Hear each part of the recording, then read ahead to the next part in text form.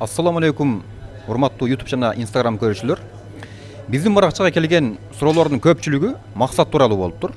Тагыраак айтканда, элдин максат болгон түшүнүгү кандай жана мамилеси кандай ошолор тууралуу болуптур.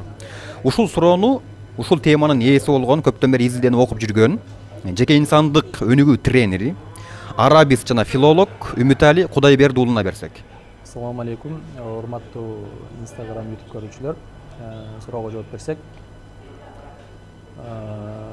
элдин максатка болгон мамилеси, максат болгон түшүнүгү талаптагыдай эмес, канааттандырбайт, жетишсиз. Анткени максат диндин, илимдин, адамзаты бир канча жылдан бери топтоп келаткан турмуштук тажрыйбалардын негизинде коюлат. Ошол себептүү биз канааттандырбайт деп айтабыз. Жалпы эле адамзатын максат коюу жагынан, максат болгон мамилеси жагынан, максат болгон түшүнүгү жагынан алып караганда төрткө бөлүнөт. Ылдыйдан өйдөгө карап тизмектеп айта турган болсок, 4-чү топтогу адамдар максат жөнүндө такыр түшүнүгү жоктор.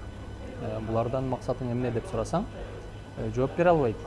Жооп бере албагандыгы дене түзүлүшүнө чыгып калат. Беттери кызарып, денелери титиреп, өзүн жоготуп коет. Демек, максат жөнүндө ойлонуп көргөн эмес, бирөө дагы эскертип айткан эмес. Бул топтогу адамдарды бильярдтын столундагы шарикке салыштырып айтсак болот. Каяка түрсөң, ошол жака тоголонуп кете берет дегендей да. Ал эми 3-чү топтогу адамдар максатты жалпы элдин деңгээлде түшүнөт. Буларда максатың эмне деп сурасаң, үй салыш, иштеш керек, үй салыш керек, кийиниш керек, ойноп калыш, жашыкта ойноп калыш керек, үйлөнүш керек, бала чака багыш керек, Россияга барып иштеш керек деген баягы жалпы элдин арасында тарап кеткен шаблондорду айтат да. Булар ошол элге карап сүйлөйт, элге карап иш кылат, элге карап түздөнөт дегендей. Өзүнүн максат жөнүндө жеке ой жүгүртүүсү, дүйнө таанымы жок. Тилекке каршы. Бул топтогу адамдар күнүмдүк турмушка керектелүүчү муктаждыктарды максатка чаташтырып алган адамдар. Бул топтогу адамдарды туманда калган кирпичечеңге салыштырып айтсак болот. Кирпичечең туман түшкөн кезде ордунан жыла албай, ордуда эле, өзү турган ордуда эле тегеренип тура берет. Көздөгөн максатына жете албайт. То есть бир эле картина кайталана берет, айлана берет. Ал эми экинчи топтогу адамдар максаттын түрүн билбегендиктен максаттын баардык түрүн бир эле текчеге коюп карагандар. Бир эле. То есть кесипке гана чектеп койгондор. Буларда максатың эмне деп сурасаң, ошол кесиптерди айтат.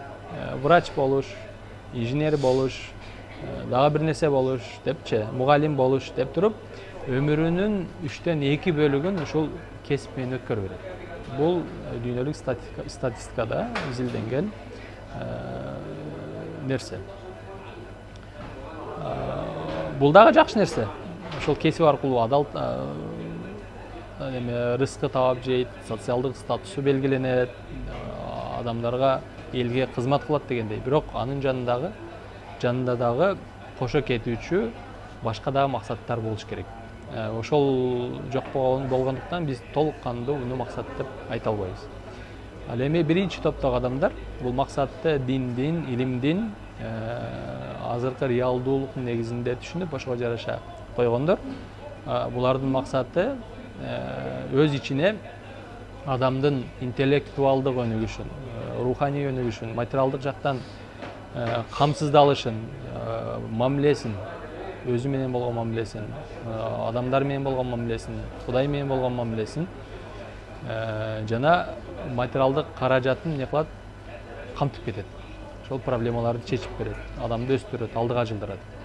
Мына ушул топтогу адамдардын максаты талапка жооп берет деп айтсак болот.